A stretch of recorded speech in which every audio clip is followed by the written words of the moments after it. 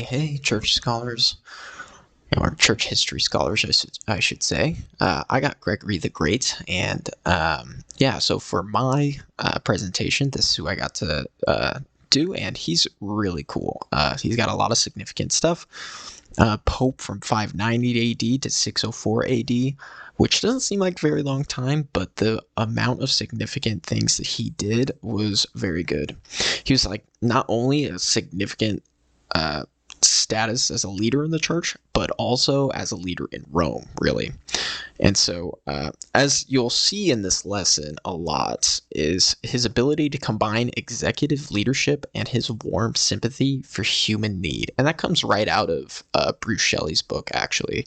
And I didn't really find any other way to summarize his I didn't find any better way to summarize his story, really. And so you'll see that right here, actually, on the slide. But yeah, so just kind of as a brief overview of Gregory the Great. So you'll see this theme scattered, but he did some significant things as they relate to the church's role in Rome. And right about his time, you're going to see how the major events, people, and most importantly, his beliefs end up shaping his actions and what he accomplished. And so this is also going to be very applicable for us later on, because he has quite a few virtues and things that he practically applied in his unique setting that we should definitely take to heart because of how wild and motivating it should be for us based on what he did.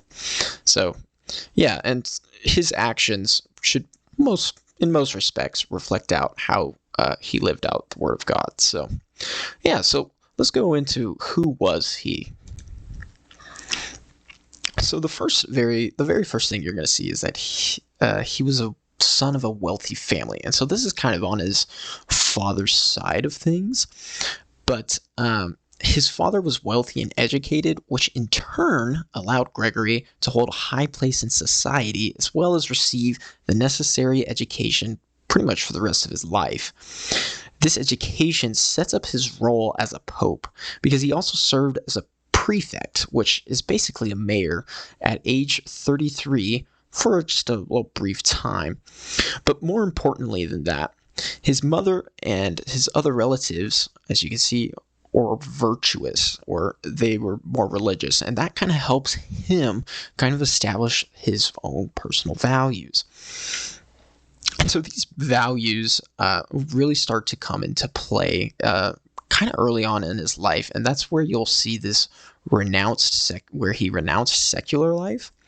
And that's actually comes right out of his virtuous beliefs, because even though he was a son of a wealthy family, well educated, had all of these benefits, he saw the evil and things with that of material worldly ideas. And so his spiritual beliefs, and after his father died, really kind of just motivates him to renounce it and basically become a monk for a while.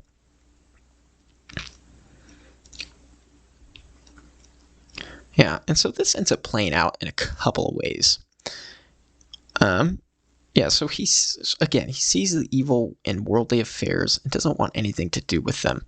However, in 579 AD, the Pope, Pelagius, I'm pretty sure I'm butchering that name, but it's Pelagius II, made him a deacon and sent him off to Constantinople to do ministry work there. And then after that, he moved back in 586 AD, and he served at a monastery he formed as a deacon until he succeeded Pelagius II as Pope in 590 AD. Yeah, so he was elected to this office unwillingly, which is the most notable thing, is that he was selected to there unwillingly. And that kind of also comes right out of his virtuous values as well. And of course, his monastic nature, right? He sees the evil attributes of others. He sees all of these other things and worldly ideas playing into play. Doesn't want anything to do with them. And he also knows that the position of Pope is a position of power, right? He does not want that leadership, even though he has been very well educated and has had practical leadership skills. And so that's why he ends up getting elected into this position unwillingly, because he is unwilling to go there, but everybody else around him, they know how qualified he is, and you're about to see how this plays out. So that's where we really get this historical significance, and there's two major ways that this historical significance ends up playing out. So he was significant in the establishment of the Catholic Church for a few reasons. The biggest was in how he dealt with the Lombards and their war with Rome. Because of his background in leadership and education, he was able to handle the situation extremely well. He paid ransoms, rebuilt aqueducts, organized funds, and even planned strategies. He was basically doing everything the government should have been doing, but he was just doing it himself, like in his position as Pope, which is kind of crazy when you think about it. He is what you would call an all-rounder. And so that is really why he is recognized as one of the four great church fathers, along with Augustine and Ambrose. Not necessarily because of his theological understandings and the things he brought to the table from a theological standpoint, but more about his practicality, his practical application of it. Because again, he's dealing with conflicts and people who are poor, people who are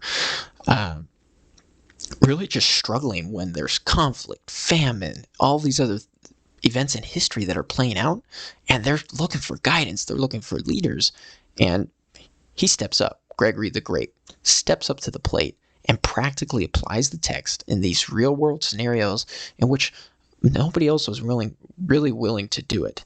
And so he was able to he was really just able to practically apply all of that in good spots there. And so next we're going to look at his establishment as Pope, or just as the religious leader. And so what theological works did he do, even though, he's not necessarily renowned theologian, which is not necessarily true, right? His works, though they don't add anything new to the table, they actually just promote what was already there in very, very meaningful ways. And so he promoted worship, generosity, and church discipline.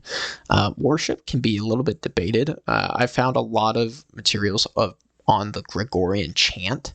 And so because of his revisions to worship and the value that Gregory the Great saw in worship, this style of worship called the Gregorian chant is really attributed to him, but I found a lot of sources that are saying otherwise, and so it's debated, but most people recognize him as the founding father for that.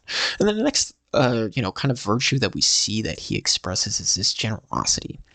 His generosity is really renowned. Again, he renounces the worldly things, and he just gives out he gives away his riches, but he does it in a very financially sound way. At one point in time, I say he, but he and the church, because he was managing the church at the time, right, was the only thing that was becoming, that was in between him and Rome and the Lombards, right? Their Lombards are trying to overthrow Rome. They're barbarians that are ravaging the land, and he's making deals with them. He's paying them off. He's protecting Rome and its citizens so that they can still worship in a meaningful way. And this is crazy, not necessarily generosity, but he still has money left over to then support the people of the city. And so you really see his financial and management skills that his early life plays into this, but then you also see just how, despite his, even though he was very financially sound with his skills, I like to call them skills because that's definitely what they were. Even though he was financially sound with that, he still has money left over to be generous to the general population. So again, a very good figure for generosity. And then lastly, you see church discipline, mostly because of how strict he Yeah, mostly because of how strict he holds the church fathers and their teachings to the people of the church. And you'll see that with some of the quotes I'm about to pull up here. But some of his most notable works are his Moralia in Job, which is basically his commentaries on Job. That's a very popular one. Pastoral Care, which outlines higher authority positions in the church. And coming from someone so humble, this is a really renowned work for him because, again, you have a humble person talking about humility and leadership and how it's supposed to look like. Very valued. And then lastly, he has more works than these, but these ones are more significant. His sermons on Ezekiel are what is renowned as his more mystical teachings, and has a lot of good insight in there as well. So those are kind of like just the teachings that you see with him. And so let's move into some of his notable quotes. These are just ones that I found that I really love that are attributed to him. And so again, you'll see his humility played out, especially in this first one, right? Whoever calls himself universal bishop or desires this title is by his pride the precursor to the Antichrist. So again, he's stressing the need for humility and leadership. Love it. For the love of God, I do not spare myself from his word. He also stresses the need for God's word in our lives. Another good quote. Compassion should be shown first to the faithful and afterwards to the enemies of the church. You may not know this, but because of his dealings with the Lombards, he was actually showing a lot of compassion and grace towards them, seeking peace rather than conflict, right? And so I also liked this one. What can at this time delight us in this world? And that comes out of Shelley's book. I found that quote even, but that was during the invasions, right? They're struggling. He sees the impoverished people. So another very motivating quote that actually can be a little ecclesiastical, right? For either man himself by penance punishes sin in himself, or God taking vengeance on him smites it. By far my favorite quote, because self-discipline is something I struggle with a little bit, but then seeing how he's seeing his need for self-discipline and his convictions to give everybody else self-discipline, or pushing that on other people so that they can be more self-sufficient, was really cool to see. So lastly, let's look at some of the applications for us today in ministry. I really liked just, again, his humility that he demonstrates throughout his whole career in life. He has multiple times to just not only abuse his position of power, but also really just kind of, I guess abusing his power is really the only thing that he had, but also just his humility and his acceptance to rise to the task at hand. He multiple times he was put in positions that he may necessarily didn't want to be in, leadership positions wise, but yet he still understood that he was the man for the job. Like, he had quite literally had the skills to do the job. And so understanding that his position was a servant of servants, quote by him, really shows us the same humility that we need to demonstrate in our ministry. And then also minimalism. He was a minimalist by far. He knew how to manage his resources, though. And by him managing his resources, we can also understand and get a good idea of how minimalism should work. And of course, diligence. Because despite him not wanting to be in certain positions, such as the Pope, he was still diligent to do those positions. And so you also see that reflected in actions, right? In compassion and generosity. His love for others and his empathy for others was seen throughout all of his life. And then, of course, his generosity as well. So, anyway, look forward to hearing your guys' presentations. Thank you for listening to mine. I hope you enjoyed this short little presentation on Gregory the Great.